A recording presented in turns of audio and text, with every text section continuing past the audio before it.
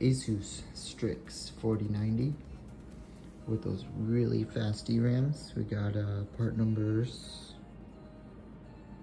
Delta 8 Bravo Zeta Charlie.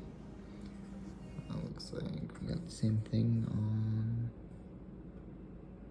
all of them. Okay.